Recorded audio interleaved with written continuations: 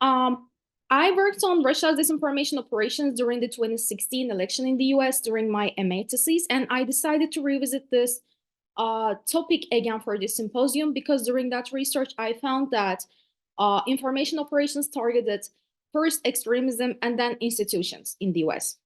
I was able to conduct this research thanks to the Thanks to the US House of Representatives Permanent Select Committee on Intelligence, they publicly shared more than 3,000 IRA advertisements so that we have attribution to certain posts and to a certain organization. Quick note, IRA stands for Internet Research Agency, which was established by Yevgeny Prigozhin, who was the head of Wagner once upon a time. And although now we know how his relationship ended with Putin, IRA is still commonly known and was known back then as Russian state's troll farm. So the committee also shared data about circulation of these posts, and according to them, more than 11 million American users were exposed to those advertisements. These IRA created around 470 Facebook pages, and those pages created more than 80,000 pieces of organic content and more than 126 million Americans were exposed to these contents by the IRA. Although these numbers push us to assume that they should have an impact on individuals, it's difficult to measure that impact due to a lot of simultaneous confounders, of course. Even if they shape public perceptions at the group level, we don't know to what extent that impact is coming from these posts and to what extent from mainstream media or fake news industry. However, given the circulation volume of these operations, I decided to analyze discourses and strategy of these information operations. So for the M.A. thesis, I analyzed and coded almost 3,000 IRA purchase advertisements between June 2015 and February 2016. And for this particular study, I was able to analyze and code around 1,500 social media posts between June 2015 to August 2016 due to time constraints. However, since I have a broader knowledge up until February 2016, I can argue that these findings would probably not change with a broader sample. So here are these findings. So Black people, white nationalists, LGBT communities, Muslim communities, liberals, and Southerners were the primary audiences that were addressed with these information operations. Information operations were constructed upon a binary opposition pattern for each community. I will explain in a somewhat more detail about what is this pattern in a minute. And anti-state sentiments were the common theme for each audience group, and tailored information operations targeted each group's political behavior, and these operations involved anti-Obama, anti-Clinton, and pro-Trump sentiments. And finally, information operations are tailored to contribute to extremism polarization for each group. So these findings suggest that Russia's aim was to increase social and political cleavages by increasing extremism at the group level and undermining public trust towards institutions, and particularly for law enforcement forces. So how did I find out that? I manually coded around 1,500 social media posts purchased by IRA according to the Committee of Intelligence. And you can see on the slide the variables I used for the data set. My purpose here was to code discourses in each social media post, and I created the categories on the slide based on the content of these posts. Most of them contain discourses that address more than one of these categories. I also coded social media posts for call for mobilization or invite them to their group. And finally, I coded the underlying narrative from each social media post. The underlying narrative is basically the fundamental message from that post. And based on this data set, I saw that information operations have a clear strategy. First, strengthen individuals' group identity via myths and stories that praise particular identity, create a significant other, which is represented as a threat to that category, and point out divisive themes that would strengthen this opposition. This particular strategy was employed for each group that I mentioned. And as you can see, the binary opposition patterns starts with self-identity versus the significant other identity. But why do binary oppositions matter? Well, first of all, information operations benefit from language's power to create representations of realities, and they offer an alternative reality for the target audience. When they include binary oppositions, there is almost always a hierarchy between the in-group and the out-group. Thus, each target group starts to consider the in-group as moral, legitimate, legal, in other words, an ideal group, while perceiving the out-group as immoral, illegitimate, illegal, and as an entity that should be transformed or converted. I argue that this is the recipe for polarization, extremism, and ultimately conflict. Now, I'd like to draw your attention to the information operations content for each group. I'll start with white nationalist audience. So you can see on the slide a word cloud for posts that address white nationalist audiences. As you can see, the most repeated words are illegal, refugees, immigration, patriots, gun, government, American, borders, Obama, veterans, constitution. And these words give us a clue for the identity formation and the formation of significant other for white nationalist audience. On the slide, you see the distribution of underlying narratives for these posts. I have one more slide that shows the rest of the narratives. I can quickly show it to you, but I will return back to it. So the distribution of these posts shows that most of them presented irregular migrants as a threat to white nationalist audiences. Second, 65 posts out of 310 sample aim to strengthen group identity, and 16 of them called for mobilization. So, yeah.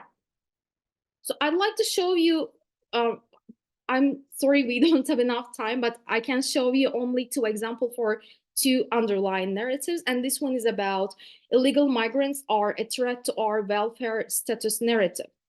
So as you can see, this post is advertised in Facebook by Secured Borders Group and targeted people living in New York. The discourses it involves are Syrian refugees are invading our country, they disrespect our culture, we should deport them because they are a threat to our values. So the second one is for the support for group identity narrative.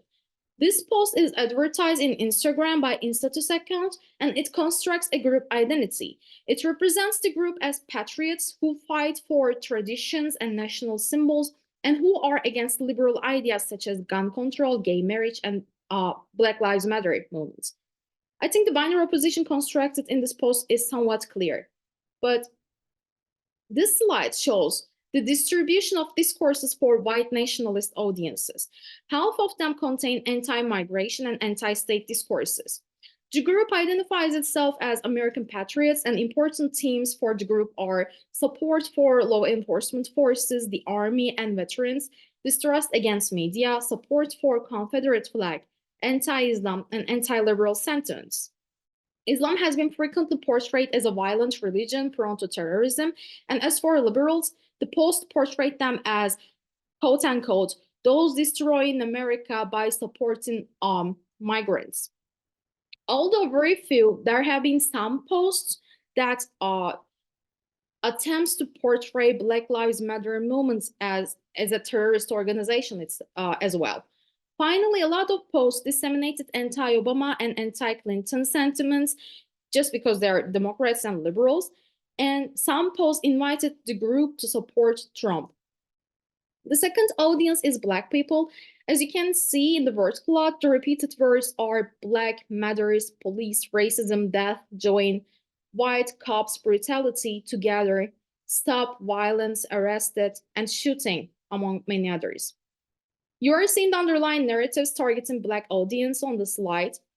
As you can see, the repeated theme is racism. Information operations disseminated police is racist, police is brutal, state itself is corrupt and racism is still alive in the US narratives.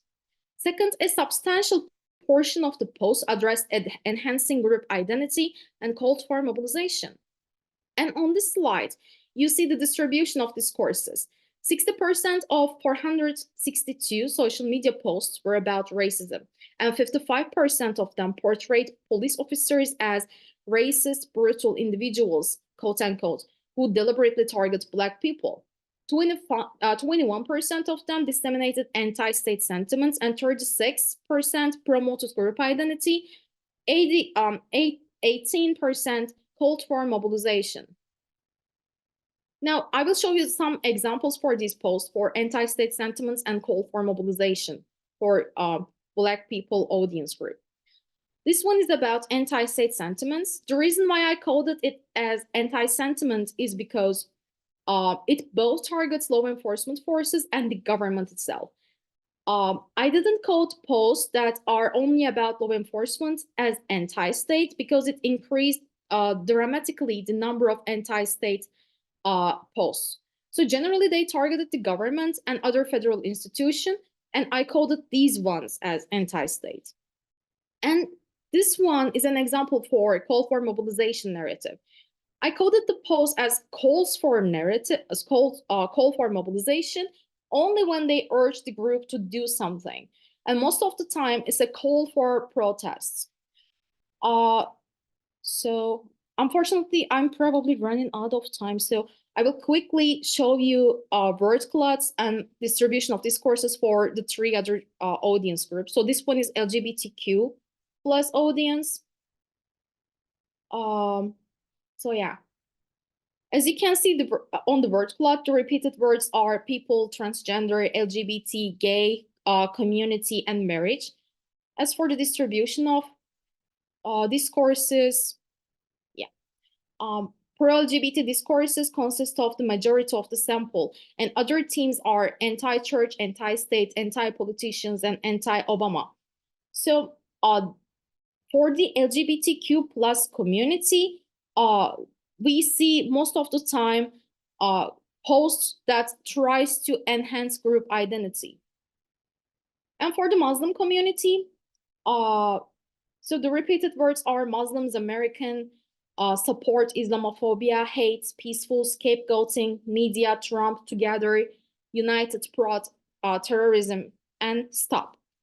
As for the distribution of discourses, a pro-Islam team that supports group identity consists of the majority of the posts. And also we see pro-migration and pro-Clinton discourses were repeated frequently. Finally, for the Southerner audience, the word clot is on the slide, and the repeated words are Texas, United, South, guns, defense, secede, homeland, soldier, rally, join, history, Confederate, Constitution, and police, among other repeated themes. And most of the posts aimed to gather people with similar beliefs to the group, and other themes addressed to this audience were pro-Confederate flag, anti-state, anti-Islam, American patriotism, pro-gun, anti-BLM, pro-police, and anti-liberals.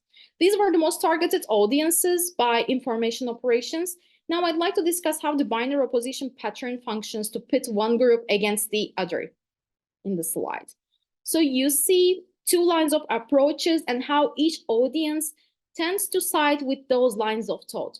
Confederate flags, migration, Islam, gun rights, human rights, and law enforcement agencies were the themes that these groups conflicted with. In the universe of the IRA-produced reality, each group tend to consider their values superior to the other. And these posts effectively pit Black people, LGBTQ plus community, Muslim community against white nationalists and Southern communities. We do not know for sure yet to what extent these posts deteriorated or shifted these groups' feeling towards each other.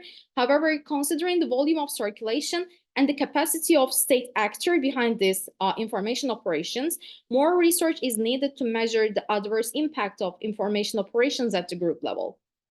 So I think this study maps out potential weakness or maybe perceived weaknesses that external powers attempt to weaponize. So the question is, how can the adverse impact of information operations can be mitigated?